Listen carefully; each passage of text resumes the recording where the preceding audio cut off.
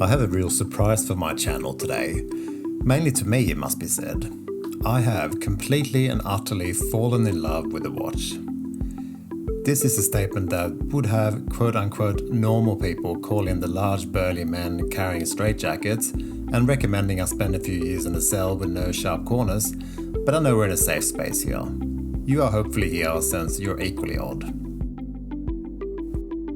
In 2021, Oris released a version of their Big Crown Pro Pilot date watch in bronze. I don't know about you, but I felt it very much flew under the radar. It's not a flashy watch, it doesn't scream "look at me," and one could also argue that the bronze craze phase has perhaps passed.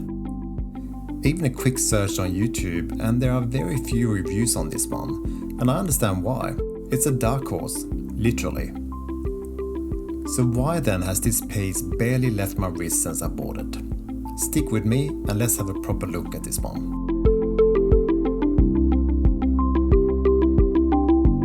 If you could help me by liking and subscribing, it would make a huge difference to me and my future content. Thank you so much.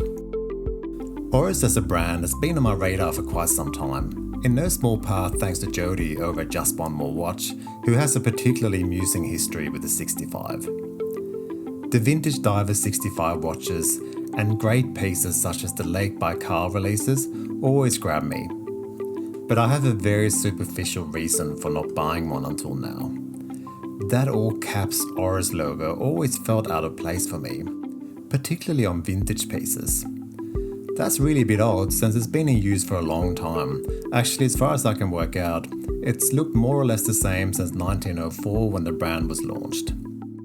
It's definitely a personal preference rather than a criticism then. This particular model has color-coded away the logo to some extent, and it fits the dial and watch perfectly.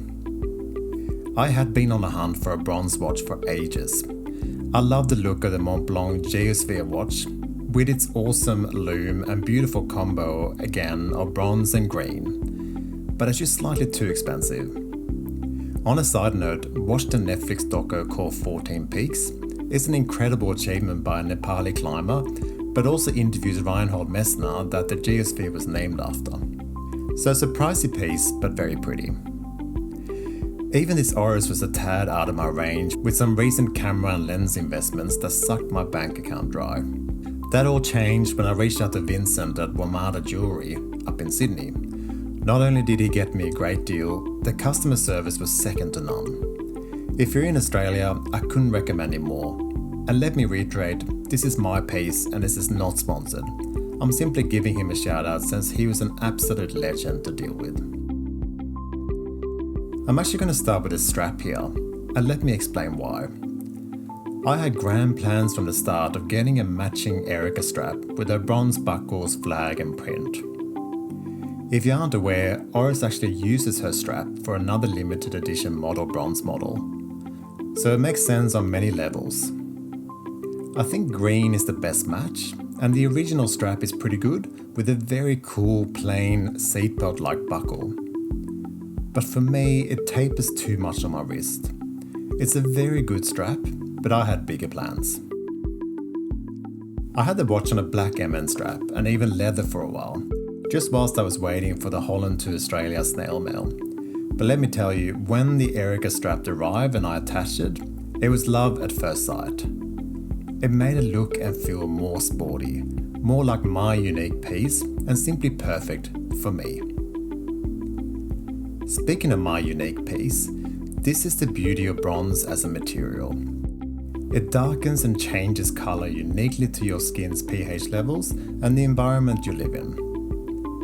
That said, all bronze is not created equal, and the Oris variety seems to age in the most attractive fashion, which is easily something you can Google yourself. I certainly did. There are many different types of bronze alloys. For instance, Helios uses one that's much lighter and takes far longer to darken. Many people dislike this aspect and don't like how they change colour.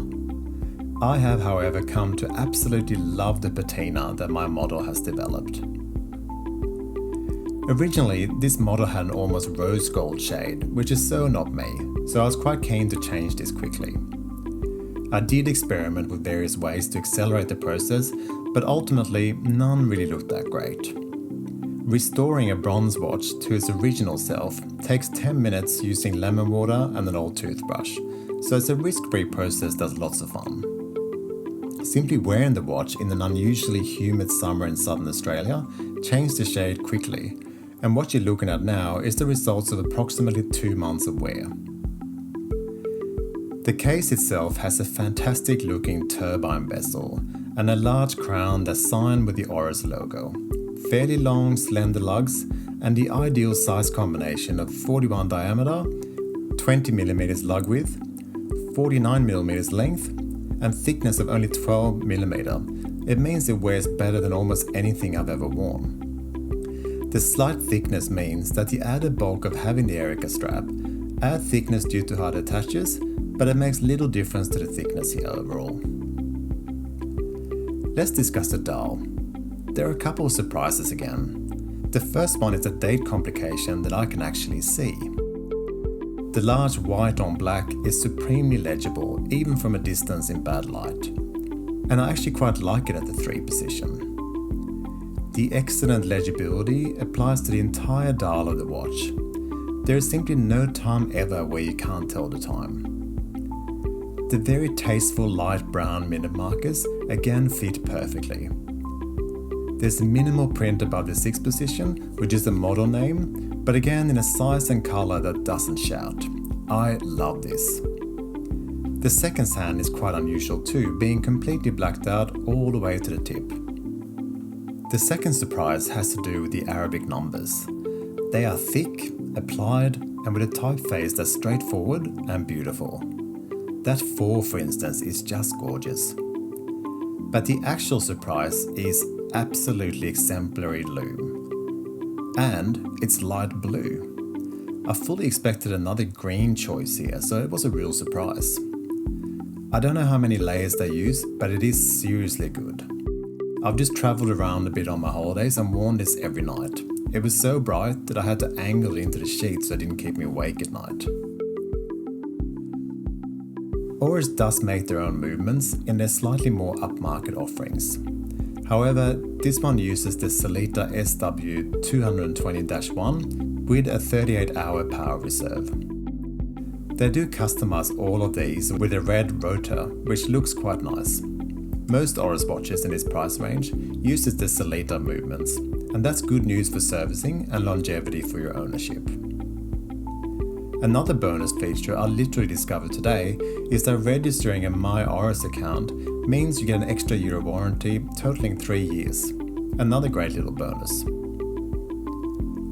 Oris is often described as the only independent Swiss watchmaker. But what does this mean? You probably know that Rolex owns Tudor, but did you know that the Swatch Group owns literally every other watch brand in the known universe? Well, not really, but close. Big brands like Omega, Longines, Blancpain, and Tissot are all part of this group. So why should we care about that? Well, in the words of the company, we're efficient and free to innovate and explore useful functions and features that our customers want and need. Perhaps one day they will sell, but meanwhile it feels great to support an underdog, particularly one that makes such lovely watches and keep pushing out not just gems like this one, but fun divers watches modelled after lakes, whale sharks and oceans. As I mentioned, I feel this piece is criminally overlooked. It is stylish, legible, and responds well to many different straps, so long as they're green or black. But you do you. It's also fun to try the vinegar, egg, and liver sulfur methods to see what sort of patina you can force if you don't want to wait. And it's so easy to restore it back to what it was upon taking delivery, so it's pretty risk-free. Is it perfect? No, the anti-reflective coating could be better, and honestly, that's it for me, anyway. This is my first Oris watch, but it will not be my last. Thank you very much for watching, and I'll see you next time.